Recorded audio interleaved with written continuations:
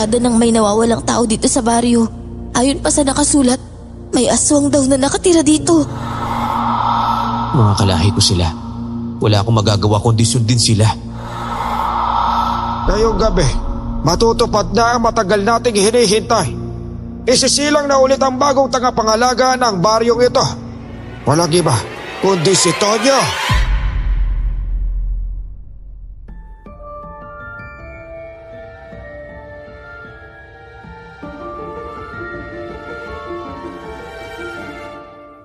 Minsan may masasakit talagang pangyayari sa buhay mo. At para makalimutan mo ito, kailangan mong lumayo para makapagsimulang muli. Masakit sa magulang na maagang mamatayan ng anak. Meron kaming kaunting negosyo, kaya lang nalugi dahil mas inuna namin ang magluksa kaysa asikasuhin. Magandang araw po sa inyo, Miss Soledad, at sa lahat ng mga listeners ninyo. Ang kwentong isasalaysay ko ay nangyari taong 2018. Hindi ko akalain na ang hangad kong tahimik at mapayapang pagsisimula ay mapupunta pala sa isang panganib at kasumpa-sumpang pangyayari.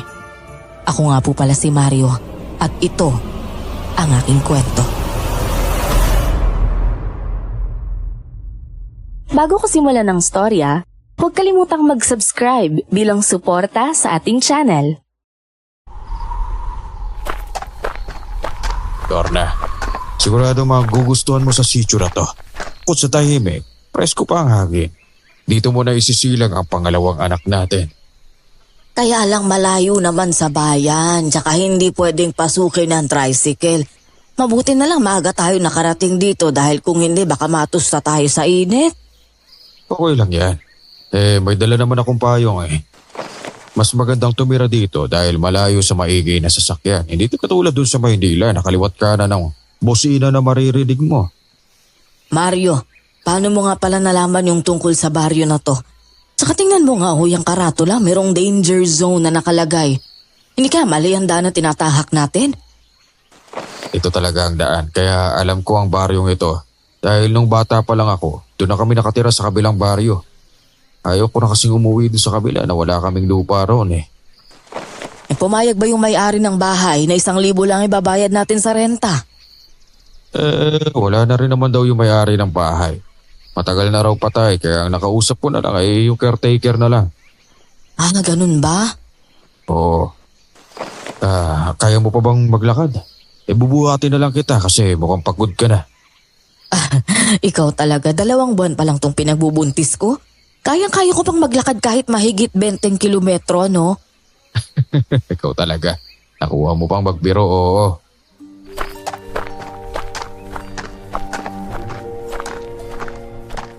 Makalipas pa ang ilang oras na paglalakad namin, nakarating na kami sa baryo.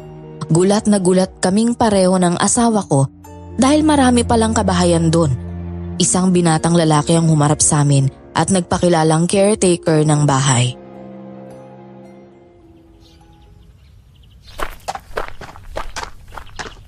Magandang tanghali po. Mukhang napagod po kayo sa kakalakad hanggang dito Oo, sobrang napagod kami. Naku, layo nitong baryo sa kalsada, no? Meron bang tindahan dito? Meron po. Doon po sa bandang dulo. Mga 5 minuto po lang yung lalakarin dito. Makakarating na po kayo dun sa tindahan. Ganun ba? Pwede na ba kaming pumasok sa loob ng bahay? Ay, gusto ko na kasing magpahinga. Sige po, halika na po kayo. Luma na po talaga yung bahay na to pero nililinis naman. Ilang dekada na po kasi itong napagawa eh. Mukhang maayos naman, saka mahangin. Ito na po yung susi. Kung may kailangan po kayo, sabihin nyo lang po sa akin ha. Malapit lang naman po yung bahay ko rito. Sige, iyo. Salamat ha. Pero payag ka ba na 1,000 kada buwan lang ang ibabayad namin?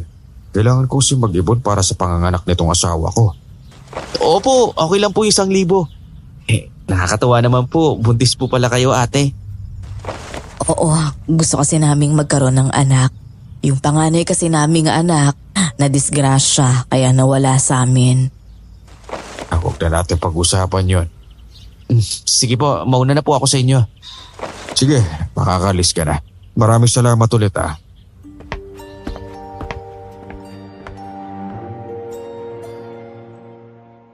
Tumangulang sa amin ang binata at kaagad na itong umalis.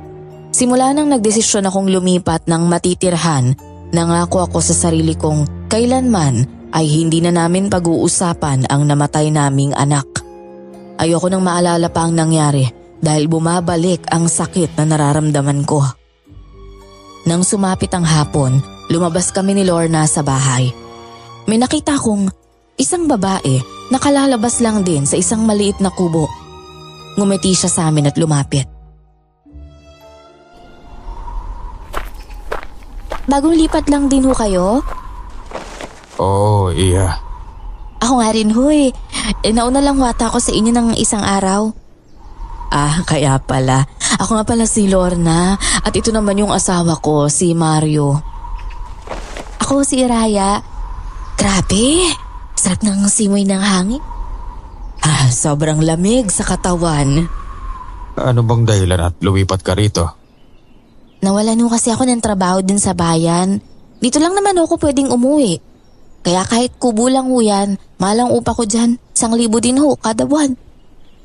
Ah, ay mahal nga. Sino bang nagmamayari niyang kubo? Basta matandang babae ho. Mas maganda nga yan ah. Para may makausap si Lorna kapag wala ako. Oo naman, iha. Kapag may libre kang oras, pwede kang pumasyal sa amin para naman magkakilala pa tayo.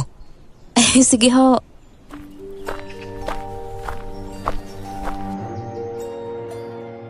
Habang nag-uusap kami, may dumating na isang matandang babae. Kung hindi ako nagkakamali, siya ang may-ari ng kubo na inuupahan ni Iraya. Mukhang mabait naman ang matanda. Ngumiti siya sa amin at kinamusta kaming mag-asawa.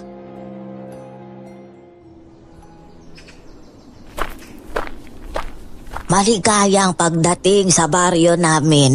Itong si Iraya, kalilipat lang niya dito. Sana magustuhan niyo ang lugar na ito. Opo, sigurado magugustuhan po namin lalo na't mababait ang mga tao rito. Bago lang ba kayo naging mag-asawa o patagal na? Matagal na po. Ah, panganay na anak niyong pinagbubuntis niya. Pangalawa. Teka lang po. Paano niyo po nalaman na buntis ang asawa ko? Kwento ni Tonyo sa akin, kaya po ko kasi siya. Apo niyo pala yung binatang yun. Matanong ko lang pala, matagal na po bang patay ang matandang babae na may-ari ng bahay? Oo, mga 2 taon na rin. Bigla kasi siyang nagkasakit tapos hindi na siya nakayanang gamutin ng doktor. Mario, mag-aalas 4 na ata ito ng hapon. Bumalik na tayo sa bahay para makapagluto na tayo ng hapunan. Lorna, wag ka nang lumabas kapag madilim na ha. Buntis ka pa naman, baka matipuhan ka ng mga nilalang dyan. Opo, salamat po sa paalala.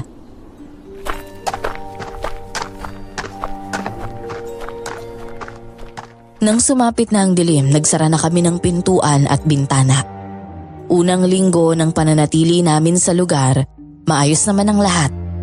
Pero isang gabi, kinilabutan kaming pareho ng asawa ko nang makarinig ng kakaibang mga tunog. May mga umaalingaw-ngaw na malakas na boses mula sa kagubatan. Isang umaga, dumating si Raya sa bahay namin. May dala siyang pasalubong para sa magiging anak namin.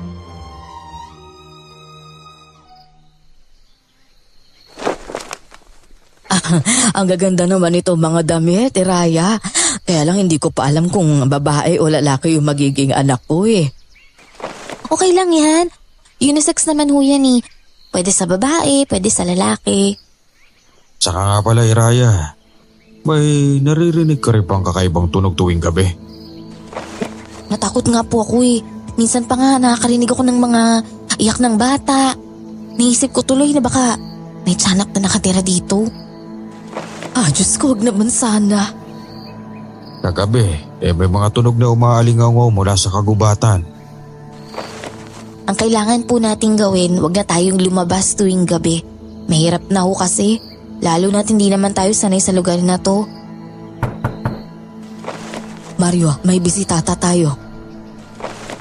Sandali lang, bubuksan ko lang ang pinto. Magandang umaga po, Kuya Mario. Magandang umaga rin. Anong maipaglilingkod ko sa iyo, Iyo? Gusto ko lang po sanang kunin yung paunang bayad ninyo sa upa. Kailangan ko lang po kasi. Sige, sandali. Ayos lang naman. May bisita pala kayo? Oo, halika, pasok ka muna. Siya nga pala si Iraya. Siya yung nangungupahan doon sa kubo ng matandang babae. Ang alam ko, lola mo nga yun eh. Ikaw pala yun, yung umuupa sa kubo ni Lola Kuling. Ako nga pala si Tonyo. Nga pala, Iraya. Kapag may sinasabi ang lola ko sa'yo kung ano-ano huwag ka maniniwala. Alam mo naman, minsan inaatake na yun ang pagiging ulyanin niya eh. Oo nga eh. Minsan naisip ko na tinatakot ako ng matandang yun pero hinayaan ko na lang. Ito na pala yung 1,000, Iyo. Maraming salamat po. Iraya, una na muna ako ha. May kailangan pa kasi akong gawin eh. Tonyo, sandali lang. Bakit? Napapansin ko lang na lahat ng mga tao dito may tattoo na tatsulok sa balikat. Para ba saan yan? Hindi to basta tattoo lang. Simbolo to. Nilagyan kami ng ganito para maprotektahan yung sarili namin laban sa mga aswang. Ano? Aswang? May aswang dito?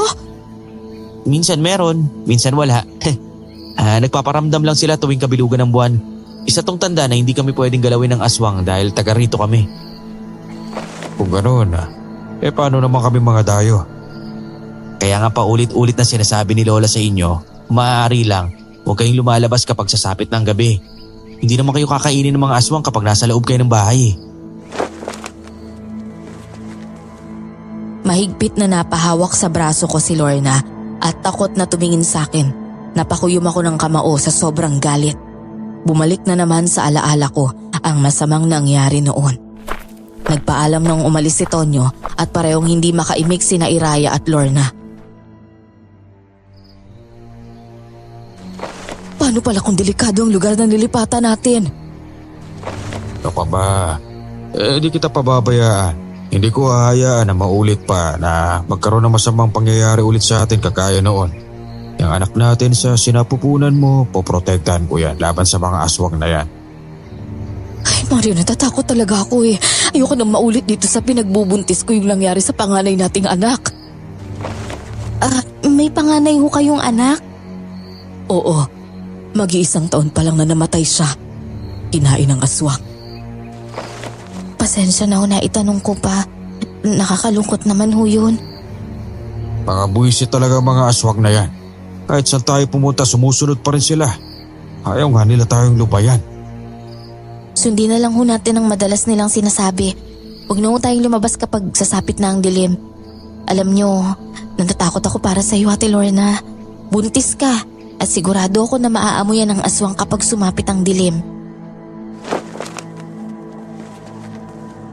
Maigpit akong napahawak sa itak na nakatali sa tagiliran ko. Umalis din sa bahay si Iraya pagkatapos niyang sabihin yun.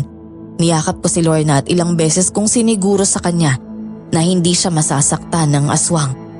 Pagkasapit ng gabi, halos hindi ako makatulog. Nagmamanman ako sa paligid. Mahimbing na natutulog si Lorna ng mga oras na yon. Biglang kumalabog ang bubong ng bahay kaya napabalikwas ako. Ano yung kumalabog? Ang lakas na na! Bumalik ka na sa pagtulog mo. Ako nang bahala sa kanya. Diyos ko! Lorna, kumalma ka. Huwag ka magpanik agad dahil baka mamaya may masamang mangyari ulit sa'yo. Paano ako kakalma? May malakas na kumakaluskos dyan. Tamang-tama. May ginawa akong buo ng kawayan kanina. Ay, ninenervous na talaga ako. Kunin mo na yun bago pa niya masira yung bubong. Dito lang kayo ha. Doon ko nilagay yun kanina sa loob ng aparador. Kukunin ko lang. Ano, nakita mo na ba? Ito na. Papataw lang ako sa upuan para itusok sa bubong itong tulis ng kawayan. Ginawa ko nga yun kaya tumigil ang pagkaluskos. Kahit nakasara ang bahay, Dinig na dinig ko ang malakas na pagaspas ng pakpak ng aswang mula sa labas. Nagulat na lang ako nang may malakas na nilalang na bumangga sa bintana. Hinanda ko ang itak at mabilis na binuksan ang bintana. Nanlaki ang mga mata ko nang makita ang aswang. Mabilis kong tinaga ang aswang. Kaya lang nakailag siya, lumipad ito palayo para tumakas. Hoy aswang! Bumalik ka rito! Hindi ako natatakot sa'yo. Mga walang hiya kayo! Mario, tama na yan! Halika na rito at isarado mo na ang bintana. Sobrang na-trauma na talaga ako sa mga aswang na yan. Nang dahil sa kanila napatay ang anak natin. Kapag makita ko pa ulit yan, kahit malakas at nakakatakot siya, lalabanan ko talaga. Ay, akala ko pa naman mananahimik na ang buhay natin dito. Hindi ko naman nakalain na kahit saan may aswang. Ano kaya kung umalis na tayo? Wala tayong mapupuntahan, Lorna. Alam mo naman na wala tayong sapat na pera. Swerte na nga natin dahil mura lang ang inuupahan natin dito eh. Kung ganun, magtitiis pala tayo sa lugar na to kahit alam na nating may aswang? Wala naman tayong magagawa. Kailangan ko rin maghanap ng trabaho dito kahit magsasaka lang. Lorna, alam ko, natatakot ka. Pero dadaanan muna ang mga aswang na yan sa bangkay ko bago kanila masaktan. Napanatag ang loob ng asawa ko nang tumahimik na ang paligid. Pagkasapit ng umaga, nabalitaan namin na may namatay sa baryo. Iniwan ko si Lorna sa bahay para makibalita sa mga nangyari. Bilang lalaki, kailangan kong alamin ang lahat ng sikreto ng baryo para makapaghanda. Maraming tao ang dumating sa gubat para makita ang biktima. Isang buntis ang namatay na may malaking butas sa tiyan. Aswang na naman ang may kagagawa ng pangyayari. Ilang araw na siyang nabibiktima rito. Kaya nga kawawa ang mga buntis dahil kapag nakahanap ng magandang pagkakataon niyang aswang, makakain sila. Kailangan na natin kumilos, kagaya ng nakagawian natin. Tuwing umaatake ang aswang, mag-aalay tayo ng mga hayop sa kanila nang sa ganon, hindi na nila tayo kailangang patayin. Sa tingin niyo ba makukontento yung aswang sa karne ng mga hayop?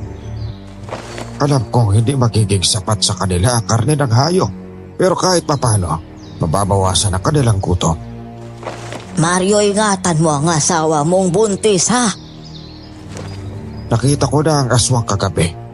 Gusto niyang pasukin ang bahay natin kaya lang nakahanda ako. Tumakas naman siya ng tinakakong tagain. Asus, Mario, Sip! Sigurado ako na hindi titigil ang aswang lalo na't mga dayo kayo. At hindi po ako papayag na magtagumpay ang aswang na yan. Gabi-gabi ako nag-aabang sa bahay para lang mapatay ko ang salot na yan. Walang nakaimik sa sinabi ko at bumalik sila sa pag-uusisa. Nagsialisa naman ang mga tao nang dumating na ang kamag-anak ng babaeng namatay. Pag-uwi ko sa bahay, naglagay ako ng tubig sa bote tsaka nilagyan niyo ng asin at bawang. Nagtaka naman ang asawa ko nang makita niya kung anong ginagawa ko. Oh Mario, ano na naman niyang ginagawa mo? Baka naman maubos ang asin natin dyan. Malayo pa naman ang bayan dito sa atin. Kailangan natin maging handa. Yung namatay doon sa gubat ay isang babaeng buntis. Sigurado ako na aswang ang pumatay sa kanya. Panginoon ko. Wala na rin ang sanggol sa sinapupunan niya. Usap-usapan doon ng ilang gabi na raw nang bibiktima ang aswang na yun eh. Wala ka bang naririnig na kwentong may pinaghihinalaan sila kung sino yung aswang? Wala eh. Sobrang natatakot na nga ang lahat dahil sa mga nangyayari. Ayan, tapos na. Itatago ko na lang to sa ilalim ng higaan natin. Mas maganda nga kung dun mo ilagay para mabilis lang makuha kung sakaling bumalik na naman ang aswang na yon.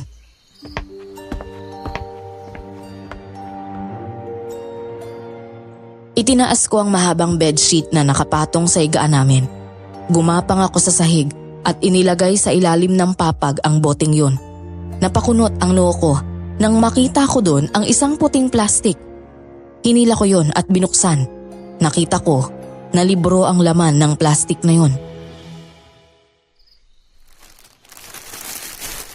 Lorna, halika rito. Tignan mo to, dali. Ano ba yan? Isang libro. Pero nang binuklat ko, Latin ang nakasulat. Ano? Oo, tignan natin ang pinakahuling pahina. Ito, may nakasulat na pwede nating mabasa. Basahin mo nga kung para saan yan. Sa itsura pa lang ng libro mukhang sinaunang panahon pa yan eh. Oktubre 16, 1967. Nagsimulang may nawawalang tao sa baryo. Sinubukan silang hanapin ang ilan pero tanging buto na lang at natagpuan. Nabalot ng takot ang mga tao. Kailangan na mawala ang baryo. Surugin at patayin ang mga tao para walang papahamak. Yan ang nakasulat sa libro? Oo, malakas ang kutob ko na isa tong diary. Ito pa, Enero 23, 1969. Nawala ang bantay ng baryo na kung tawagin ay bantay ng kaluluwa. Parang sinaunang kaganapan nata yan dito sa baryo. Oo, yun din ang iniisip ko eh. Pero ano naman ang dahilan ng pagkawala ng mga tao? Kinakain ba sila lahat ng aswang? Wala namang binanggit dyan sa diary na may aswang eh. Marami pang nakasulat dito pero karamihan hindi ko maintindihan. Itago natin ang libro to. Kailangan natin itong pag-aralan nang sa ganun malaman natin kung anong sikreto ng baryong ito. Sige, itanong kaya natin sa mga taga-baryo kung totoo yung nakasulat dyan. Mas maganda wala silang alam sa mga natuklasan natin. Sumapit na naman ang gabi, kaya inabangan ko ang aswang. Sa kabutiang palad, hindi na ito bumalik. Siguro natakot na rin ito dahil alam niyang palaban din ako. Dumating ulit si Iraya sa bahay at nakita niya ang libro na nakapatong sa itaas ng lamesa.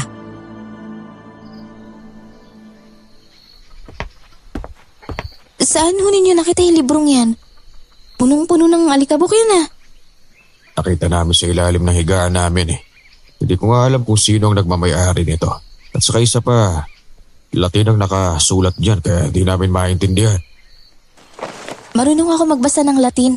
Pwede kong madala yan sa bahay tapos pwede kong pag-aralan. Iraya, nakasulat dyan ang nangyari sa baryong to nung matagal ng panahon. Basahin mo ang lahat ng nakasulat dyan para malaman natin kung ano ang sikreto ng baryong ito. Sige ho, sisikapin ko pong maintindihan lahat. Sasabihan ko po sa inyo kung ano man yung matuklasan ko. Kuya Mario, may ipagtatapat sana ako sa iyo eh. Ano naman yan? Alam niyo ba, ang sabi ni Aling Kuling, may sumpa daw ang bahay na to. Pinagbawalan niya nga akong pumunta dito eh. Sumpa? Bakit sa ilang linggo na nakatira kami dito, wala naman kami napapansin na kakaiba. Wala naman kaming nararamdaman. Yung aswang lang na nagpaparamdam sa amin, yun lang. Basta, yun lang naman po yung sabi niya. Bakit daw ba nagkaroon ng sumpa ang bahay? Sino namang sumumpa? Hindi ko nga rin alam eh. Hindi ko na ho siya natanong dahil nung nag-uusap kami, bigla hong dumating si Mang Baylan. Mario! Sakit ng ulo ko, Mario. Paano ka naman, Lorna? Ewan ko, biglang sumakit ang ulo ko. Hindi ko alam kung bakit pero nahihilo ako. Biglang natumba si Lorna at mabuti na lang nasaluko siya agad. Tinulungan ako ni Iraya na buhati ng asawa ko para pahigain sa mahabang upuan. Gumising ka, Lorna. Diyos ko. Paano ka ba, Lorna? Baka po dahil sa pagbubuntis niya kaya siya nawala ng malay. Ang pagkakaalam ko ho, normal lang naman po yun sa mga nagbubuntis. Sandali lang. Kukuha lang ako ng maligam-gam na tubig. Huwag mo muna siya iiwan dito, ha? Sige po. Pupunasan ko lang si Lorna at mamasahihin ko katawan niya para bumalik ang balay niya. Kuya Mario, bilisan niyo na ho. Nangingitim na ho yung mga kuko ni Ate Lorna. Kumuha din ho kayo ng luya. Ihagod niyo ho sa katawan niya, tsaka ipaamoy niyo sa kanya. Sige.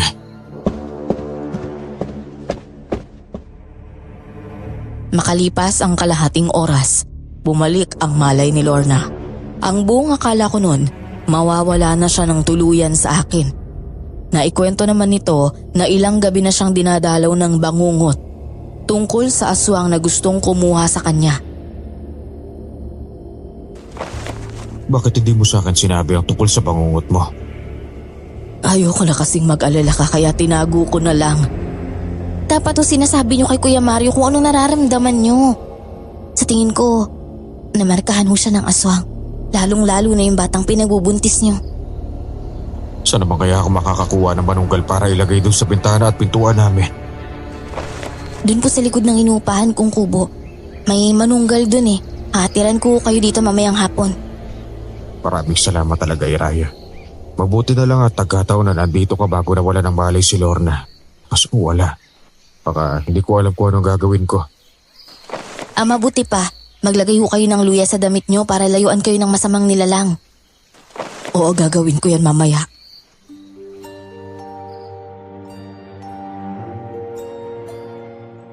Simula nung araw na yon, nawala na ng malay si Lorna. Doon ko na rin nakita ang unti-unting pagbabago niya. Minsan nakatulala ito at wala sa sarili. Kapag sumapit naman ang dilim, makikita ko siyang nagsasalita ng mag-isa. Wala siyang ibang mukhang binabanggit kundi ang anak naming namatay. Nakatulala ka na naman dyan. Ano bang iniisip mo? Ang anak natin. Nakikita ko siya. Gusto niya akong isama sa kabilang buhay, Mario. Sumunod na tayo sa kanya. Di pwede. Isa pa, buntis ka. Pwede bang huwag ka magpapatay sa mga ilusyon mo? Ayoko nang tumagal sa mundong ito lalo na kapag nagpapakita siya sa akin. Mahal tayo ng anak natin. Hindi niya tayo mumultuhin o tatakutin.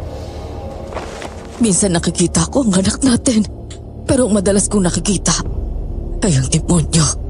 Nakakatakot siya. Ayun na naman siya, Mario.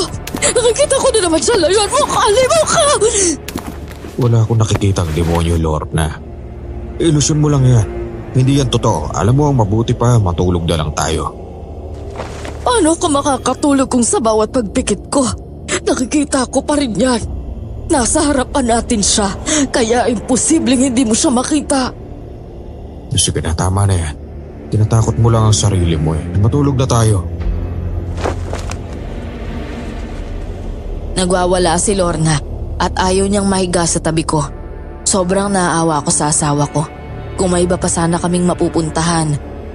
Gusto ko siyang ialis sa baryo. Kaya lang wala na. Nanginginig siya sa takot ng mga sandaling yon. Niyakap ko siya ng mahigpit at pilit na pinapakalma. Ilang oras ang lumipas. Nakatulog naman ito ng mahimbing. Hanggang sumapit ang umaga. Nagising ako na wala si Lorna. Dali-dali akong bumangon para hanapin siya. Lorna, nasan ka? Mario, hinahanap mo ba ang asawa mo? Naku, nandun siya sa may talon. Gusto siya tumalon at magpakamatay. Pinipigilan namin siya pero nagwawala na naman. Ano po? Samahan niyo naman po ako magpunta sa asawa ko. Kaya nga kita sinundo para mapuntahan mo sa Tarana. Ang asawa ko. Parang nasisiraan na siya na ba dahil sa nangyayari. Delikado na, hayaan mo ang asawa mong umalis na mag-isa. Buntis pa naman siya. Ingatan mo at alagaan mo siya, Mario, palagi. Binilisan ko palalo ang pagtakbo hanggang sa nakarating na kami sa talon. 3 kalalakihan ang pumipigil sa kanya pero nagwawala pa rin ang asawa ko. Halatang nasasaktan na siya dahil sumisigaw na siya ng malakas. Itiwan niyo ako! Mga walang niya kayo, nasasaktan ako! Bitawan niyo ang asawa ko! Ako na bahala pumigil sa kanya. Mamamatay talaga siya kapag tumalon siya dyan. Malalim ang tubig na yan. Lorna, ano ba pumasok sa isip mo at pumunta ka rito? Paano ka napunta rito? May bubulong sa akin kung paano ito matuntun. Tinatawag ako ng anak natin dito. Tatalon daw ako para magkasama na kami sa kabilang buhay. Huwag mo gawin yan. Isipin mo buntis ka. Paano naman kung magpapakamatay ka? Tibayan mo ang loob mo, malalagpasan natin to! Hindi ko na kayang mabuhay. Araw-araw akong inuusig ng konsensya ko dahil wala akong nagawa nung mamatay ang anak natin, Mario. Pilitin mo siyang maiuwi sa bahay ninyo. Baka wala nang makakita sa kanya dito at tuluyan na siya tumalon dyan. Sige, salamat po talaga sa inyo. Ayokong sumama sa'yo! Bitiwan mo ako!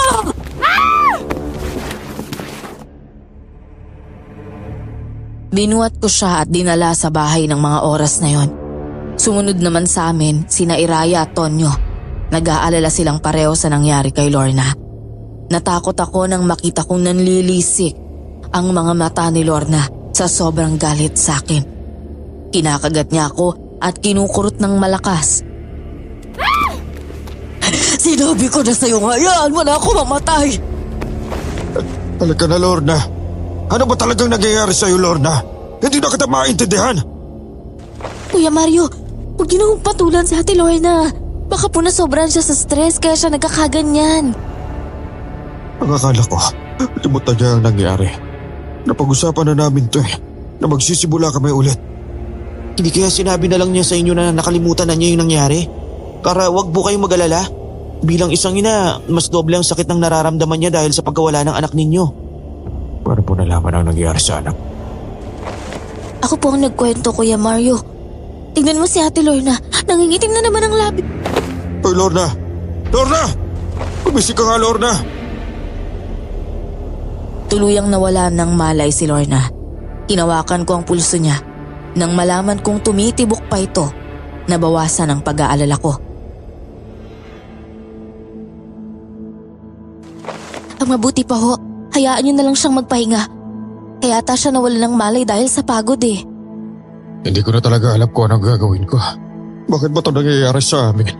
Ganun na ba ako kasama para purusahan ako ng Diyos na ganito? Huwag po ninyong sisihin ng Diyos. Dahil mabuti siya. Nangyayari ang lahat ng ito dahil may dahilan po. Sigurado ako balang araw kapag maayos na lahat, magiging masaya na rin po kayo.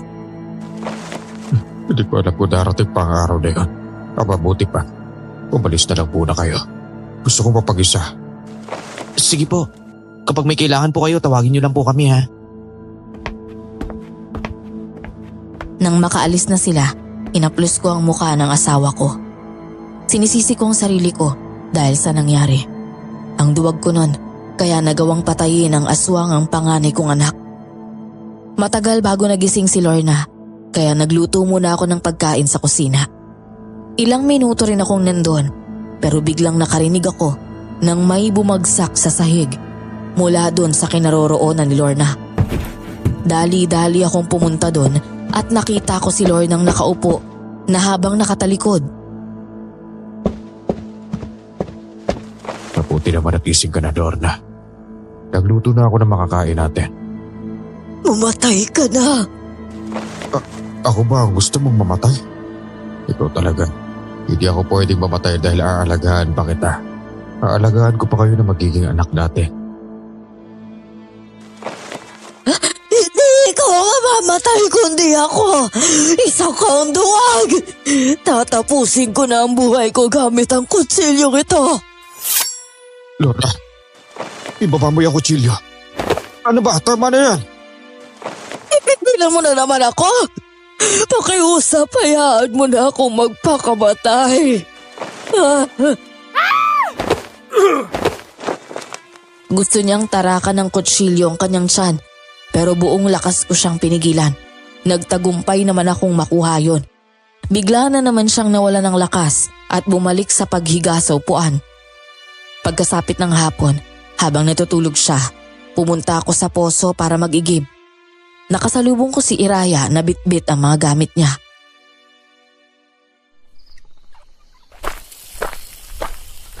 Iraya, saan ka naman pupunta? Alis na po ako rito. Hindi ko daw talaga kaya to eh. Nararamdaman ko na may kakaiba na talagang nangyayari. Ito nga ho pala yung libro. Babalik ko na ho yan. Teka naman sandali. Anong nabasa mo rito? Anong nakasulat? Ilang dekada nang may nawawalang tao dito sa baryo. Ayon pa sa nakasulat, may aswang daw na nakatira dito. Diyos ka, Oo, kaya gusto ko nang umalis bago pa mahuli ang lahat para sa atin. Lilipat na po ako sa ibang baryo. hindi naman kami pwede makaalis dito. Wala na kaming ibang mapupuntahan pa. Isa pa, buntis si Lorna. Mahirap para sa amin na magpalipat-lipat. Alam ko naman po yun eh. Ang habilin ko lang, mag-ingat kayo dito.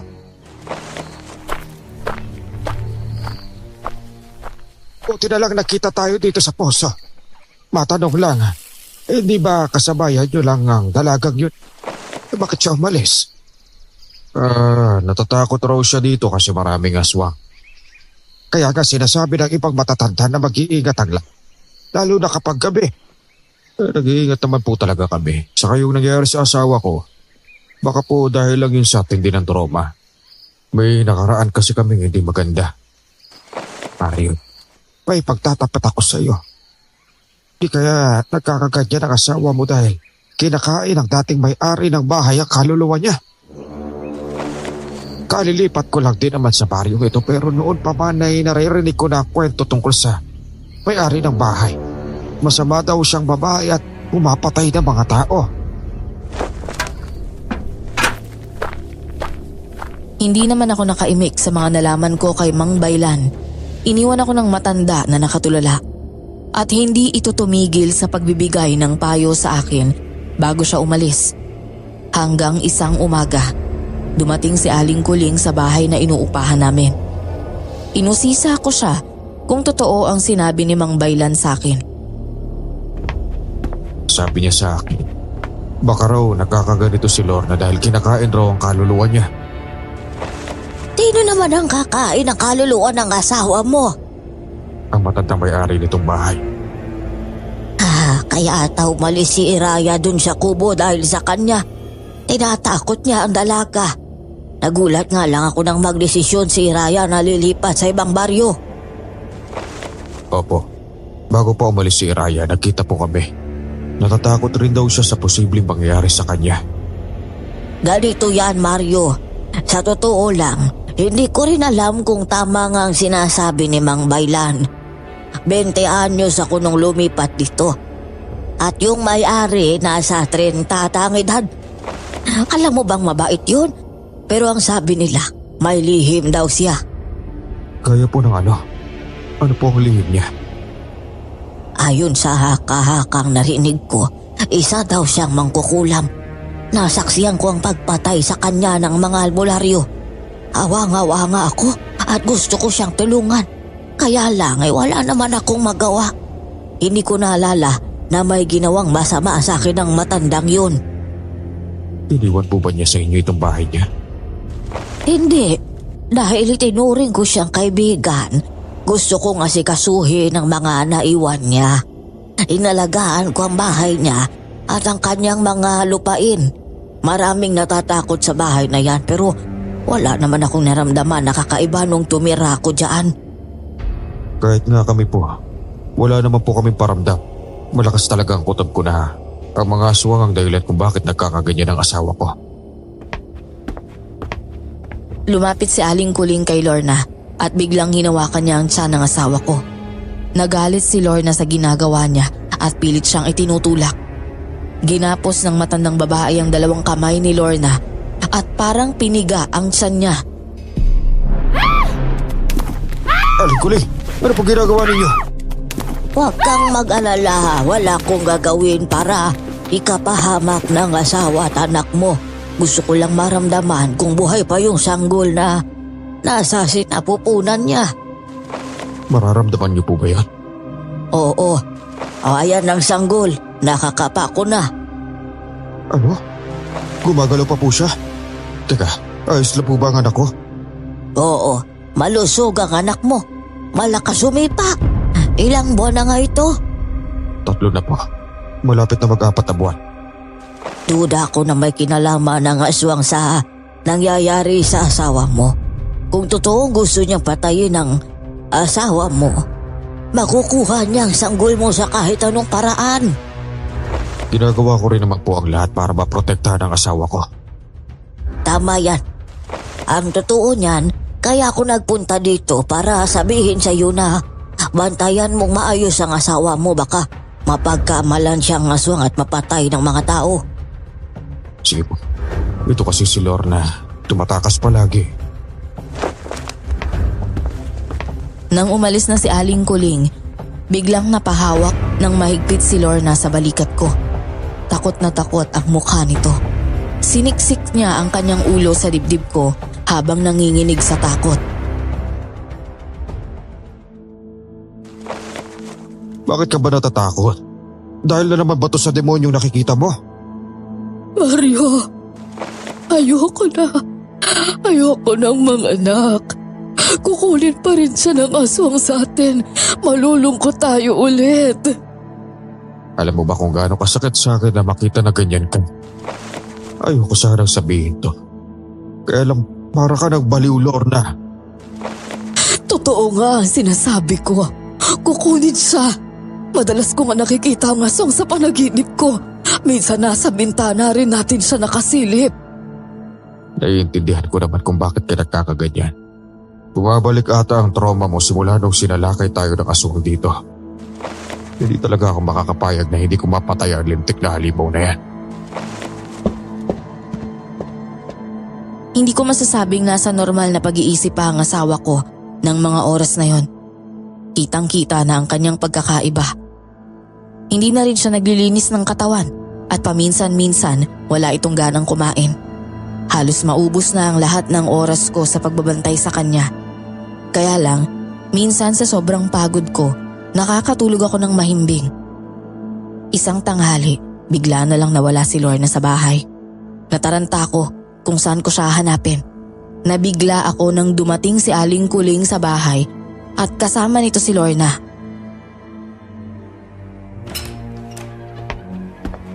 Diyos ko naman, Mario. Hindi ba sinabihan ka na namin palagi mong bantayan ang asawa mo? Nakita mo na, bumalik na naman siya doon sa talon. Nakatulog po kasi ako eh.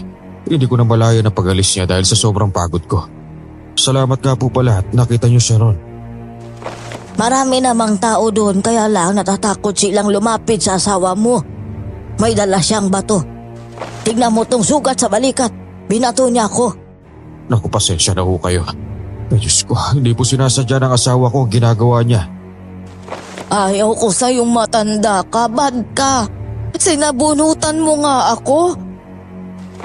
Aba ay kailangan kitang sabunutan kasi kung hindi tatalon ka sa tubig. Gusto mo ba talaga mamatay, Lorna? Mahawa ka naman sa asawa mo. Oo, gusto ko nang mamatay para makasama ko ng anak ko. Naghihintay siya sa akin. Sa tuwing sasapit ang gabi, naririnig ko ang malakas niyang iyak. Gusto na niya akong mayakap. Huwag naman sanang sumamba ang loob mo, Mario, pero mukhang napapaliw na talaga ang asawa mo. Malayong malayo sa dati niyang itsura. Ginagawa ko naman po ang lahat para maalagaan siya na maayos. Kaya lang, minsan tinataboy niya talaga ako. Umalis ka na nga ditong matanda ka. Alis! Aray ko naman! Napaka-violente mo naman. Maiwan ko na nga kayong dalawa. Parang ako pang namroblema sa asawa mo. Hinawakan ko ang asawa ko sa magkabilang braso at aksidenteng napisil ko yon. Bigla siyang sumigaw sa sakit. Nang itinaas ko ang long sleeve na suot niya, dun ko nakita ang pasa at sugat niya. Lorna, sino may gawa nito? Yung tao doon, sinaktan nila ako. Ituro mo sa akin ang tao niya. Malilintikan sila sa akin. Huwag na, kasi aswang yun. Baka patayin ka niya. Tsaka nga pala, Mario, nagtatanong ang anak natin kung kailan tayo susunod sa kanya. Hindi tayo susunod sa kanya, naiintindihan mo ba? Ako kasi gusto kong sumunod na sa kanya. Magpahinga ka na. Narinig kong napabuntong hininga ang asawa ko, pero sumunod naman siya sa akin. Hanggang sumapit na naman ang gabi. Isang malakas na ungol ng aso ang aming narinig. Nagsitayuan ang mga balahibo ko, lalo na't nasa labas lang ng bahay namin ang ungol na yon. Hinanda ko ang buho ng kawayan at iba pang pangontra ko sa mga aswang. Lalabas na sana ako pero biglang nagising si Lorna. Saan ka pupunta? Papakainin na rin kita mamaya-maya. May titignan lang ako sa labas. Sige na, mahiga ka na ulit. Ayoko nga, sasama ako sa'yo. Tsaka narinig ko ang tunog ng aso. Huwag mong gayahin ang alulong ng aso, baka mamaya mas lalo sila magalit sa atin. Aswang ba yun, Mario? Nakakatakot naman. Baka mamatay din tayo kagaya ng anak natin. Di tayo mamamatay. Saka mayroon ako mga pangontra dito. Ako nang bahala. Mario, ayan na naman siya. Nagpapakita na naman sa akin. Umalis ka nga dito! Tigilan mo na ako! Ang pangit-pangit mo! Wala ako nakikitang demonyo, Lorna. Ilusyon mo lang yan. Sige na, magpahinga ka na uli. Ayaw! Natatakot! Magdasal ka para mataboy mo kung ano man ang nakikita mo. May tumalon sa bubong! Dito ka lang. Haharapin ko ang aswang na yan. Nagpupumilit pa si Lorna na sumama sa akin. Pero nang pinagalitan ko siya, tumigil naman ito. Labag man sa kalooban ko, kailangan ko siyang pagtaasan ng boses para matakot siya sa akin. Pagkalabas ko, isang nilalang ang naghihintay sa akin. Nakagapang sa lupa at mahaba ang kanyang mga kuko. Nilakasan ko ang loob ko para harapin siya. Sobrang nakakatakot ang itsura. May matutulis na mga ngipin at mahabang dila. Hindi siya talaga lulubayan na mag-ina ko? Bago mo siya makuha sa akin, dadaan ka muna sa ibabaw ng bangkay ko. Minsan na akong nawala ng anak dahil sa inyong mga aswang, kaya hindi ko hahayaan na maulit pa yon. Haki na si Lorna at ang sanggol niya. Wala ka na magagawa. Huli na ang lahat para mailigtas mo pa siya sa amin. Hindi magiging sa'yo ang mag-ina ko! Darating na ang nakatakdang gabi at kukunin ko na siya sa'yo. Kaya lang naman ako nandito ngayon para makitang maayos pa siya. Gumagana ang itim na mic ang ginawa ko para sa kanya. Titik na aswang ka. Ikaw pala ang may pakana kung bakit nagkakagano ng asawa ko. Kapag umulong ako na aalis siya, gagawin niya. Wala nang albularyo ang makakaligtas sa kanya. Kung ako sa'yo, isuko mo na lang ang asawa mo. Kahit anong mangyari, hindi ko isusuko ang asawa ko sa'yo. Tukang lalaki ka, umanda ka sa akin. Mabilis siyang tumalon para sumalakay sa akin. Pero bago pa ito nakalapit, nagawa ko na naman siyang sabuyan ng tubig na binabad sa asin, luya at bawang. Nakaatras ang aswang nang natamaan ko ang mukha nito. Sinundan ko pa yun ng sunod na pagsabol, pero mabilis niyang nailagan. Hindi ko naninag ang paglapit niya sa akin at nagawa niya akong kalmutin sa likuran. Tinarakan ko siya ng buho na kawayan.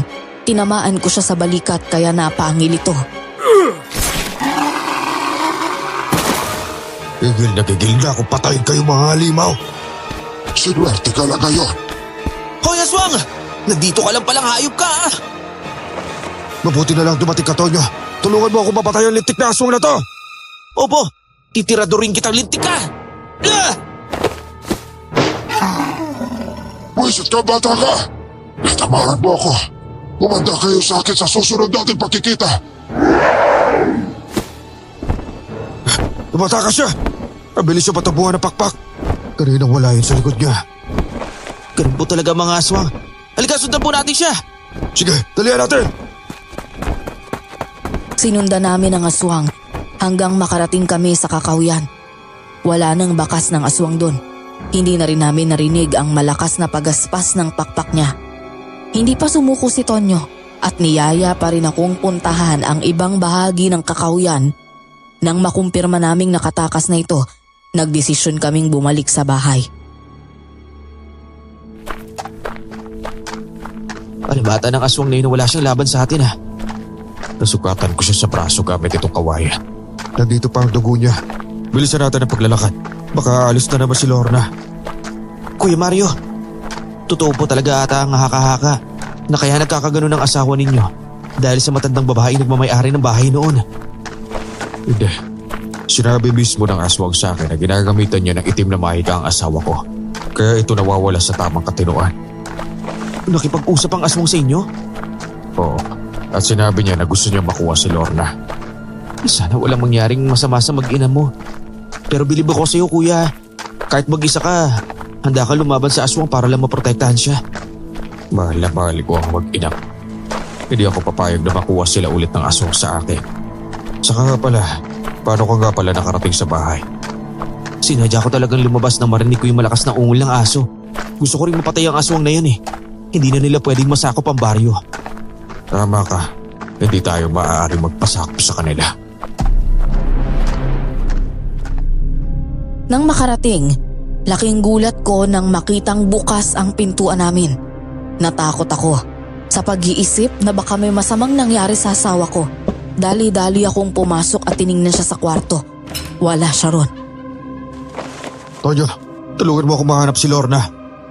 Umalis na naman po ba siya? Oo, wala na siya rito. Tara, dalian mo.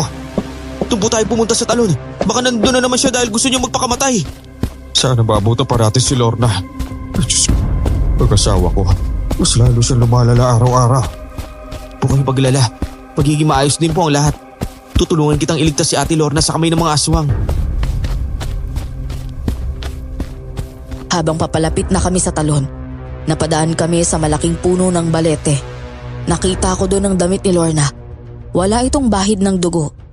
Nakita rin namin ang mga yapak ng paa papunta sa magubat na bahagi. Dito ata nagpunta si Lorna. Wala siya sa talon. Sundan natin yung mga yapak na yan. Sana makita natin yung kinaroroonan ni Ate Lorna. Sige. Lorna! Lorna! Lorna, nasan ka? Magpakita ka sa akin! Huwag po kayong sumigaw, Kuya Mario. Baka marinig po ng mga masasamang nilalang ang boses ninyo at pwede nila tayong maunahan sa paghahanap kay Ate Lorna. Natatakot kasi talaga ako. Hindi ko na alam ang gagawin ko. Kuya Mario, tingnan mo yun oh, may nakikita akong usok. Diyan ata pumunta si Lorna. Tara, doon tayo pumunta. Tignan natin pinanggalingan ng usok. Sandali, tumigil ka muna sa paglalakad. May nakita akong kubo, saka marami ring mga tao. Pero ginagawa nila? Bakit sila nakaluhod na may itim na pelong nakatakip sa kanila pang mukha? Ayun, tignan mo. Si Ate Lorna yung nakahiga na yan ah. Nakatali rin yung mga paa at kamay niya. Papatay ko silang lahat. Kailangan ko pong bumalik para makahingi ng tulong sa ibang mga tao. Mabuti pa ka. Bilisan mo. Nang makaalis na si Tonyo, nakita kong lumabas si Aling Kuling at Mang Baylan sa loob ng kubo. Saktong may dala rin akong itak ng gabing yon. Galit ko silang sinugod para mailigtas ang asawa ko. Pasugod na ako sa kanila nang napalingon sa akin ng iba pang matanda at mga tao.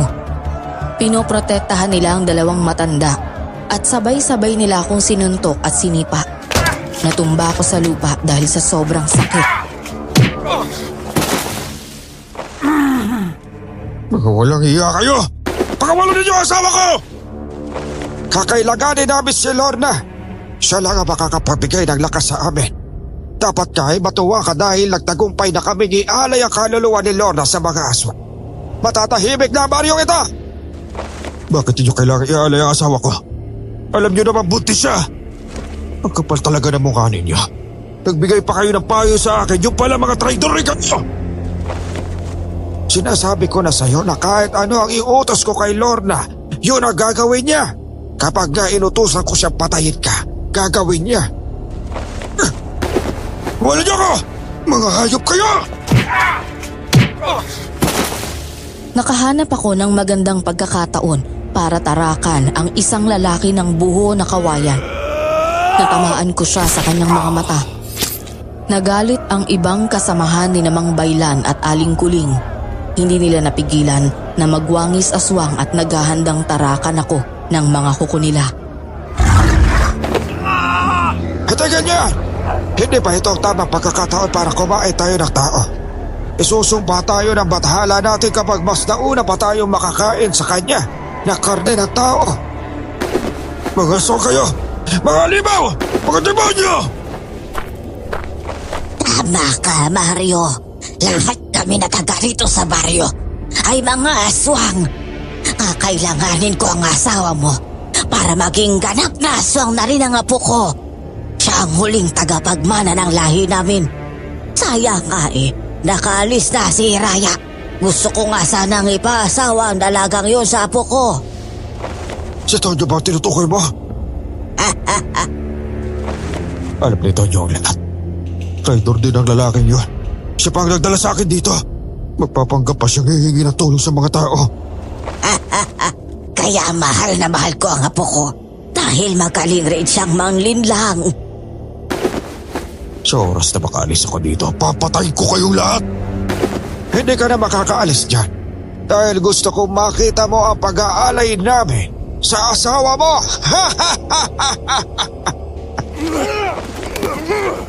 Tinali nila ako at ipinasok sa loob ng kubo kasama ni Lorna. Doon ko nakita ang ginagawang ritual ng aswang para mawala sa tamang katinuan ng asawa ko.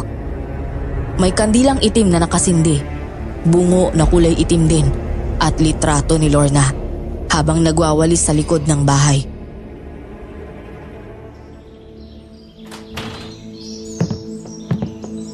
Gusto mo bang alisin ko ang itim na ritual sa asawa mo? Nang sa ganun ay makapag-usap naman kayo bago namin siya ialay bukas. Pakawalan ninyo ang asawa ko. Para nyo ng awa. Pasensya ka. Nagkataon din kasi ang dating ninyo at may gagawin kaming pag-aalay. Baka naman sabihin ni Mario na sobrang sama natin. Alisin mo na ang itim na kapangyarihang kumokontrol sa katawan ni Lorna nang sa ganun makapag-usap man lang sila. Mga animal! Kaya pala takot at naiinis si Lorna sa'yo dahil alam niyang ikaw ay masamang tao! Hinaplos ni Mang Bayla ng ulo ni Lorna at inihipan ang kandila. Sandaling nahimatay si Lorna. Pagkatapos noon lumabas silang dalawa sa loob ng kubo. Hindi ko magawang hawakan ang asawa ko sa higpit ng pagkakatali sa akin. Sa kagustuhan kong mapatay ang aswang, hindi ko naman akalaing malalagay ulit sa panganib ang buhay naming mag-asawa. Nabot ng pako si Lorna, kaya mahina ko siyang tinadyakan para gisingin siya. Lorna, gumising ka, Lorna! Mario, nasan tayo? Napiyag tayo ng mga aswang. Ano? Pero paano nangyari yun? Diyos ko naman, Mario, gumawa ka ng paraan para makalis na tayo dito. Kawawa naman ang batang pinabubuntis ko. Bumalik ka na nga sa tamang pag-iisip. Ay bakit ba? Ano bang nangyari sa akin? Pinabitan ka ng itim na bahay ka ng mga aswang. Dahilan kaya nawala ka sa tamang katinuan. Ipapaliwanag ko na lang sa iyo lahat kapag nakatakas tayo rin. Paano naman tayo makakatakas si pareho tayo nakatali? Ano bang gagawin ng aswang sa atin? Kakainin ba nila tayo? Ang sabi nila, kailangan ka raw nilang ialay, Lorna. Sa mga aswang. Si Mang Baylan at Aling Kuri, pareho silang aswang. Pati na rin si Totoy. Lahat ata na mga nakatira dito sa baryo na to ay mga aswang. Marami sila dyan sa labas. Kailan naman nila ako iaalay? Bukas ng gabi pa raw dahil kabilugan ng buwan. Sana padala tayo ng Diyos ng Himala.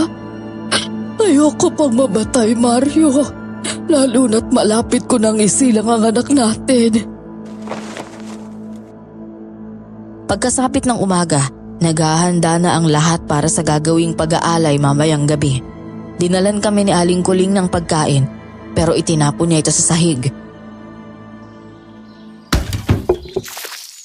Ayan, dilaan nyo ang sahig kung gusto nyong kumain. Anong tingin mo sa amin? Aso? Kahit gutom na ako, hindi ko kakainin yan. Tinatanggap mo na ba ang kamatayan mo, Mario?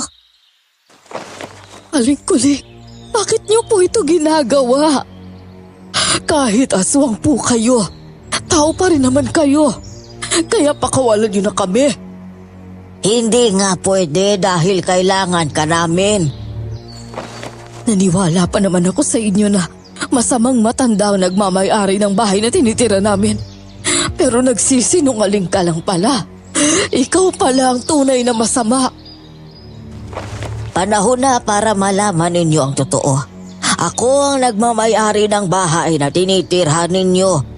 Nag-iimbento lang kami ng kwento sa tuwing may uupa dyan para may makain kami. Kayo ang ika-4 na umupa sa bahay. Demonyo ka talaga. Pinaikot-ikot mo kami sa palad ninyong mga aswang. Ganun lang ang estilo para makapambiktima. Wala talaga kayong puso. Nawalan ako ng anak dahil sa mga aswang. Hindi ko akalaing pati pala ko mabamatay din dahil sa inyo.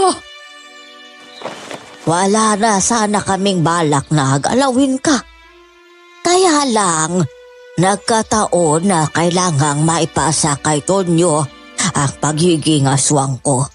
Magagawa lang ang pagpapasa kung may mayaalay na buntis. Mali pala ang desisyon ng paglipat natin dito, Mario. Patawarin mo ako. Hindi ko alam na ganito ang kakahantungan nating lahat. Kaunting oras na lang, isasagawa na ang pag-aalay. Magpaalam na kayo sa isa't isa. Meron ka namang pagpipilian, Mario.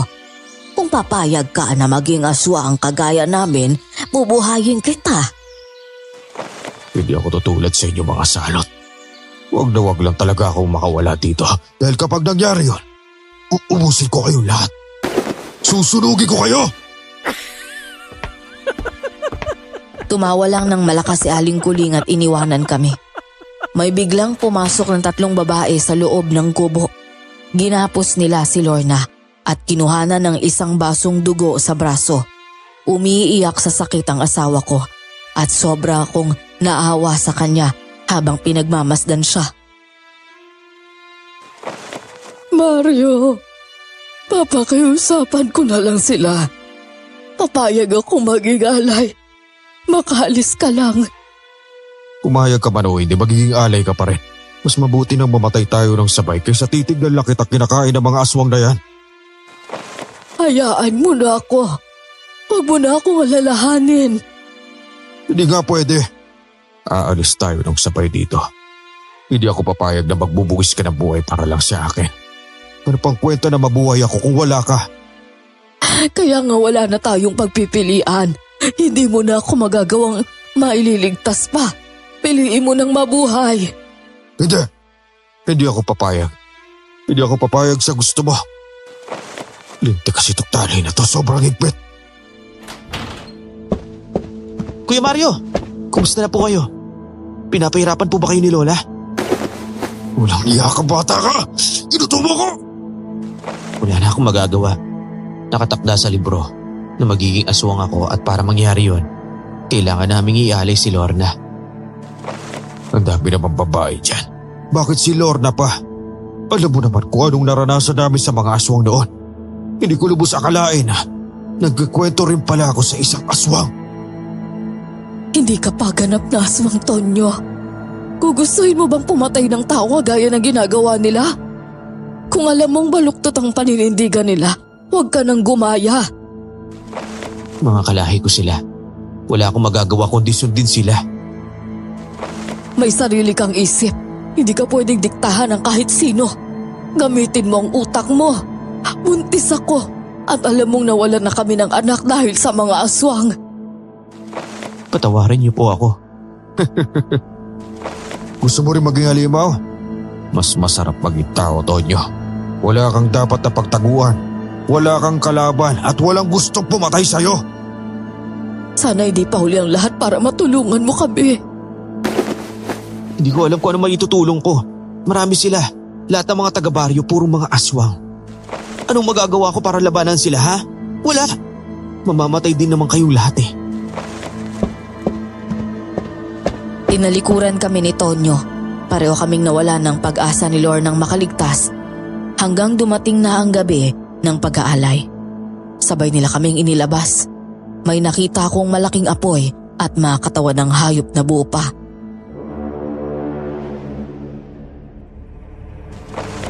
Ngayong gabi, matutupad na ang matagal nating hinihintay. Isisilang na ulit ang bagong tagapangalaga ng baryong ito. Walang iba, kundi si Tonyo. Sandali lang, hindi natin pwedeng simulan ang pag-aalay nang wala si Tonyo. Bakit hindi pa siya dumatate? Ang usapan alas 8 ng gabi magsisimula ang ritual. Napag-usapan na rin namin ito kanina. Hindi na ata darating si Tonyo. Baka mamaya nakapag-isip-isip na siya na ayaw na niya maging halimaw kagaya ninyo. Tigil ka! Hindi ako ang bibiguin ng apo ko. Masyado kang matapang, Mario, ano? Susubukan nga natin kung hanggang saan dadalhin ang katapangan mo. Hinampas ako ni Mang Baylan ng malaking kahoy sa dibdib. Napasigaw ako. Alam ko na gusto niya akong pahirapan. Paulit-ulit niyang ginawa yon hanggang sumuka ako ng dugo. Ano? Lalaban ka pa? Tagalin niyo ako sa tali para makalaban ako sa'yo. Kaya lang naman kayo matapang dahil hindi ako makaalis dito. Huwag mo na siya pansinin. Siguro papunta na si Tonyo. Pwede naman nating simulan ng ritual para pagdating niya, ililipat ko na lang sa kanya yung bato. Sa oras na mahuli ang apo mo, paparusahan ko siya. Hindi lang yon, kakainin ko ang alay kahit wala siya. Hindi ganun ang napagkasunduan natin. Hindi tayo pwedeng kumain ng karne ng tao hanggat hindi na ililipat kay Tonyo ang itim na bato. Parang awa niyo na, pakawalan niyo na ako. Isa ka pa! Tumahimik ka! Huwag mong sisigawan ang asawa ko! Magsitaso ka! Pakawalan niyo na ako. Nagsimula na silang magritual nung sumapit ang alas 8. Hindi ako nawawala ng pag-asang makakaligtas kami. Hanggang sa nagulat na lang kaming lahat nang may sumibat sa ibang aswang. Natunaw ang mga ito sa tuwing matatamaan sila ng sibat. Kalaban! Maganda kayo! Ang lakas ng loob nilang patayin ang mga kalahi natin sa mismo kuta natin. Patayin ang kalaban at talin niyo ang ulo niyo sa akin! Hindi na kailangan. Ako na mismo ang magdadala ng sarili kong ulo sa'yo. Araya! Oo, ako nga. Nagulat ka ba dahil bumalik ako? Nandito ako para puksain kayong lahat. Pero umalis ka na, hindi ba? Kagaya nyo, gumawa lang din naman ako ng palabas. Hindi ako umalis dahil nagmamanman ako sa mga kilos nyo. Nagawa nyo nga akong uto-uto dahil hindi ko man lang naisip na mga aswang pala kayo. Buti na lang at merong nagturo sa akin kung nasa ng kuta nyo. At sino naman ang nagturo sa'yo? Magugulat kayo pag nalaman nyo kung sino. Tonyo, magpakita ka na sa kanila.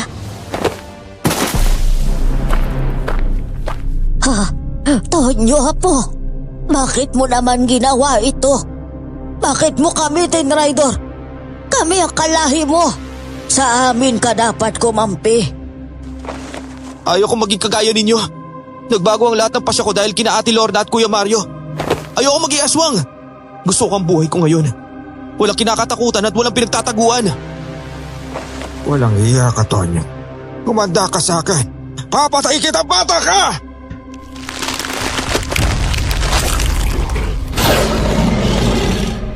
Nagpalit anyo bilang malaking aso si Mang Baylan. Mapula ang mga mata at malaki ang bibig. Matutulis din ang mga kuko nito. Saka mabilis kumilos. Sinalakay niya si Tonyo. Iniligtas naman ni Aling Kuling ang apo niya.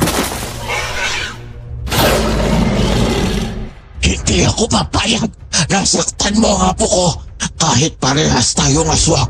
Itutuloy kitang kaaway kapag si Tonyo ang ginalaw mo. Lola, hindi kayo galit sa akin? Umalis na kayo rito. Ako na kaharap sa kanila. Alam kong hindi ka niya bubuhayin dahil tinraidor mo siya. Hindi kami aalis. Isa ako nag-iensayo bilang manunugis kaya hindi ko to pwedeng palampasin. Tonyo, kalagan mo na sina Kuya Mario at Ate Lorna. Sige Lola, mag-ingat ka. Hindi mo kaya si Mang Baylan. Hindi na baling mamatay ko. Ang mahalaga mailigtas kita po. Tonyo, kalagan mo na ako.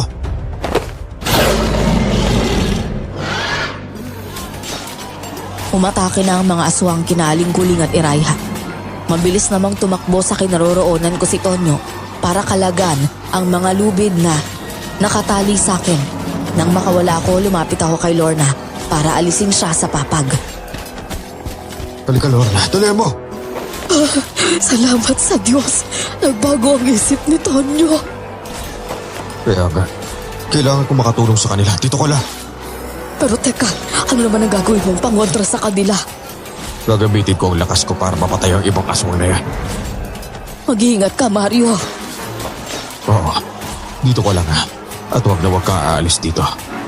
Kuya Mario, ito ang itak mo. Tara na, tulungan na natin sila mapatay ang mga aswang na to.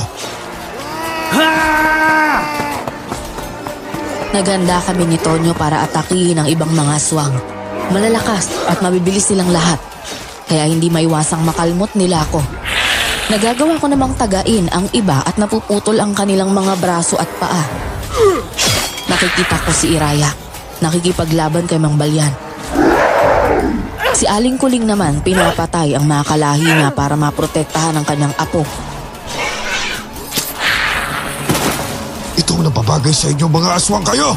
Ayan! Buti nga sa'yo, natanggal ang kalimot tenga mo! Uubusin ko kayo para wala na mag-isalot sa baryong to. Nagsisisi ako kung bakit mas pinili ko kumampi sa inyo.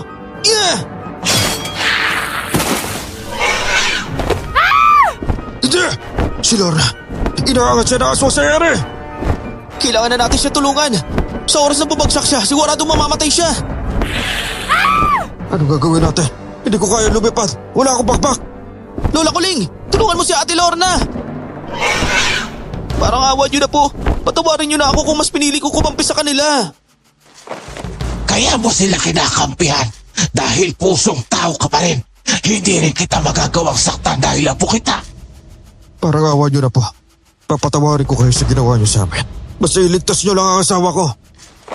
Ako na po nakikiusap sa inyo, Lola. Iligtas niyo na po si Ate Lorna.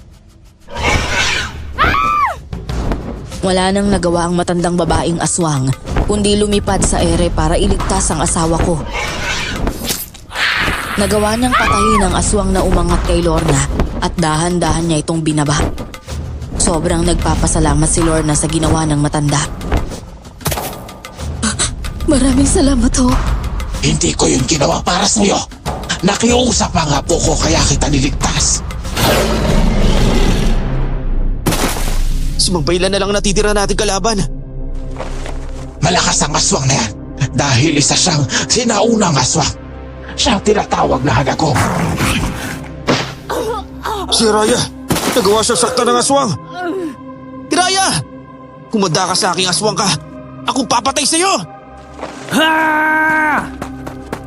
Galit na sinugod ni Tonyo ang aswang na Hanagob. Kung kanina ay isa siyang aso, nagpalit na naman siya ng anyo. Maitim ang kanyang katawan na may nakakatakot na mukha. Matutulis ang kuko.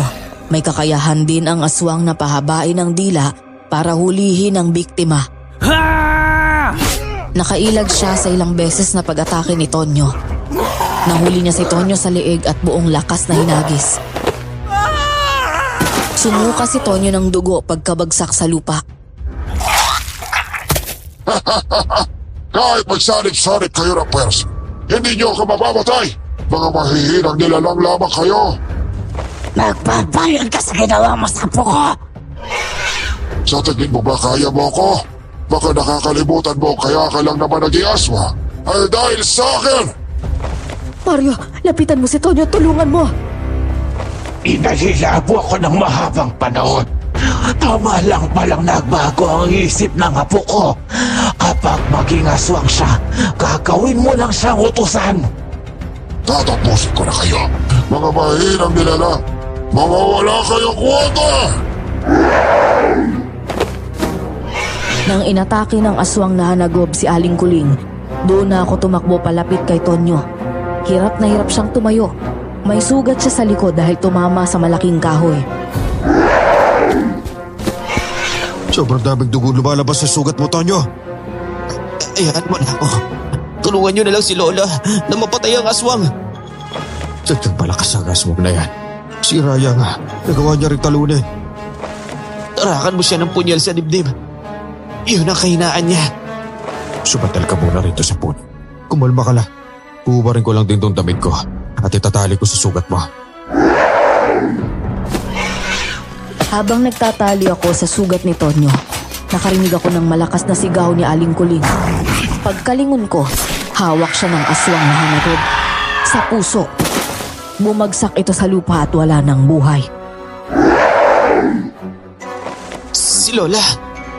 Pinatay niya yung lola ko! Ang sarap talaga ng puso ni Kuling. Sino sa inyo ang gusto kong isunod sa hukay? Wisit ka talaga magbaylan! Umanda ka sa akin! Ako ang papatay sa'yo! Sobrang sakit na sugat ko! Huwag mo na pilitin lumaban. Malala ang sugat mo at mamamatay ka lang. Lorna, dito na kayo ni Tonyo. Ako ang susunod na lalaban sa aswang na yan. Hindi ba mas maganda kung uubusin mo muna kainin itong puso ni Kuling? Kinakain mo ang kapwa mo aswang. Nakakatawa ka talaga. At kapag ikaw naman ang nahuli ko, sigurado ako mawawalan ka ng ganang tumawa. Itinapon niya sa harapan ko ang puso ni Aling Kuling at umatake sa akin. Hindi ko siya naaninag kaya nasuntok niya ako. Sinipa niya ang tiyan ko at tinalmot ang dibdib. Isang malakas na suntok ang pinakawalan niya sa dibdib ko at natumba ko. Halos hindi makagalaw. Kaya mo pa ba talaga, Mario? Ahal kong hindi na. Baka gusto mong patayin na kita. Lumabang ka ng patas, hayop ka. Bakit hindi ka maganyong tao at labanan mo ako? Tignan lang natin kung hanggang saan makakaya mo bilang tao. Inaamon mo ba talaga ako? Sige, pagbibigyan kita.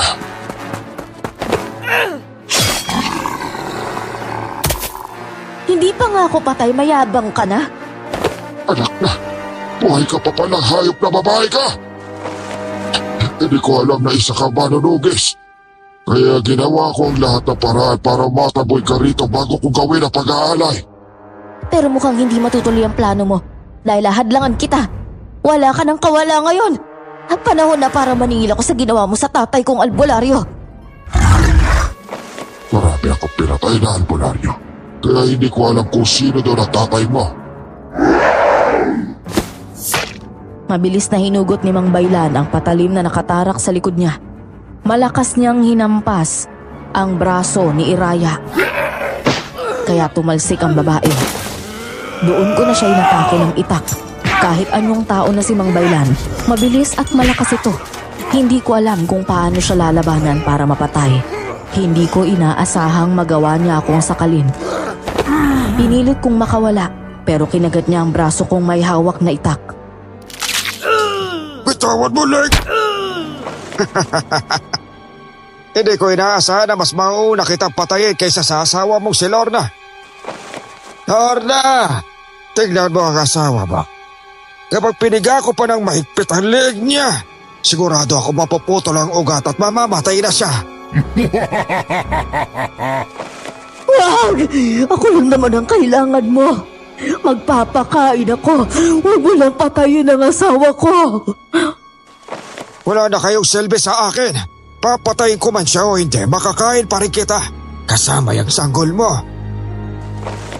Hayop ka, matanda ka! Isusunod kita sa lola ko! Naging isang malaking baboy ramo si Tonyo at sinalakay ang matandang lalaki. Natumba ito nang banggain siya ni Tonyo. Nakawala ako at napaubo habang gumagapang sa lupa. Isa ka Ryaswa! Ang tagal-tagal mong mamatay. Gayong dalawa na kami ni Tonyong kalaban mo. Tingnan ko lang kung tatagal ka pa. Mario! Mario, ang sakit na ng tiyan ko! Lorna! May sugat ka sa leeg. Tsaka Mario, nagdurugo ako. Natatakot ako na baka may masamang mangyari sa anak natin. Imposible manganak ka ngayon. Dahil 6 na buwan pa lang yan. Pitawan mo akong babae ka! Ngayon, siguradong mapapatay na kita. Ang tagal kitang hinanap. Buti na lang at dito kita natagpuan. Iraya! Nagpalit siya na anyo! Hindi ka na makakapagpalit anyo. Itong nababagay sa'yo!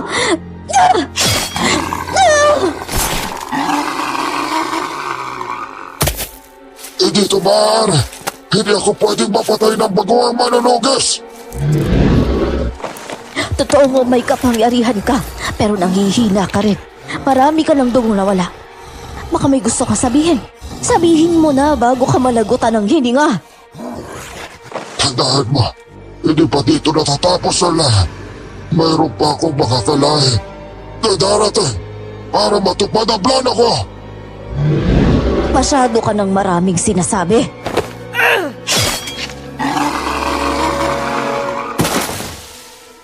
Muli siyang sinaksak ni Iraya ng punyal sa dibdib, kaya nalagutan ng hininga ang aswang. Pagkatapos ng labanan, inuna kong asikasuhin si Lorna. Tiniis ko ang sakit mula sa mga sugat ko at binuhat ang asawa ko, paalis sa kagubatan. Dinala ko siya sa bahay na inuupahan namin.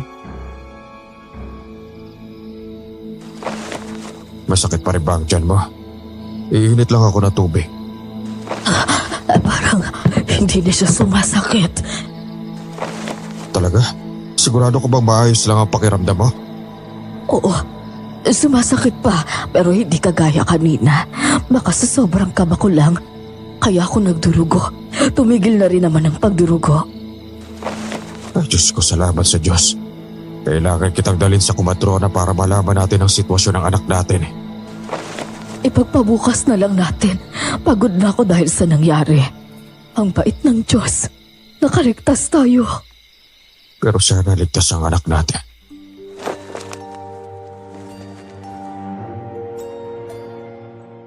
Napayakap ako sa asawa ko dahil sa sobrang saya. Pagsapit ng umaga, dumating sina Tonyo at Iraya. Ramdam ko pa rin ang lungkot ni Tonyo sa pagkamatay ng lola niya.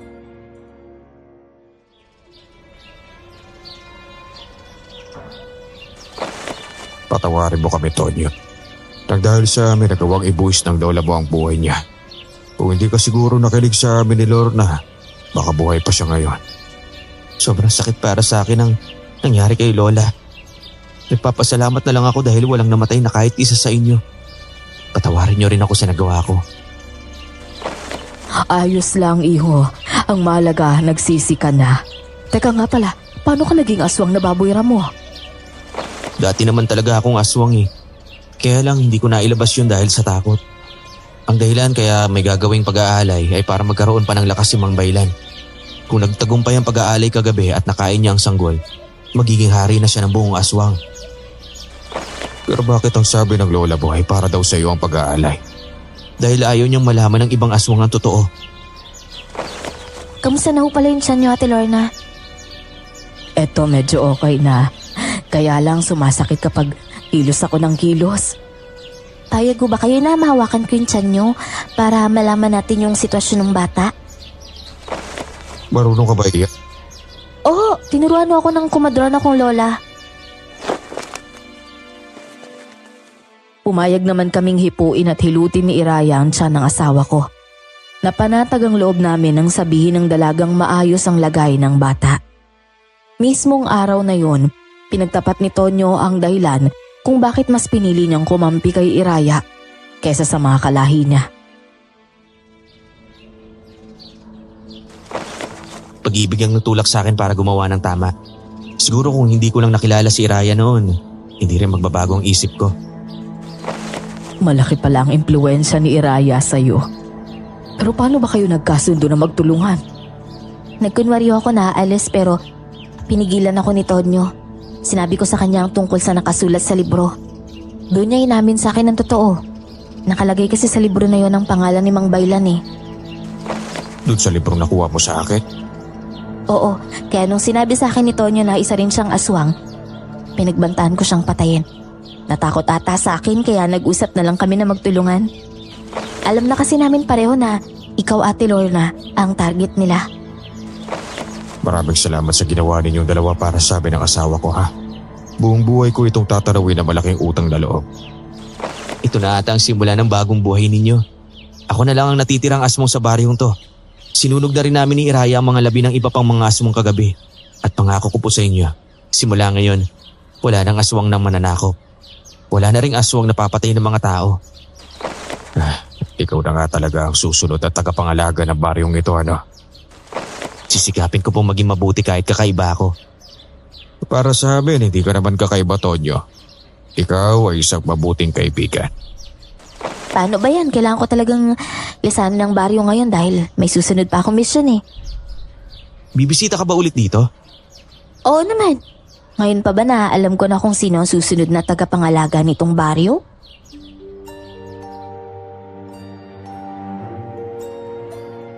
Pagkatapos ng pangyayaring yon, bumalik ang katahimikan sa baryo. Wala nang nanggugulo at wala nang kinatatakutan. Hanggang makalipas ang ilang buwan, naisilang ni Lorna ang anak namin, malusog na batang lalaki.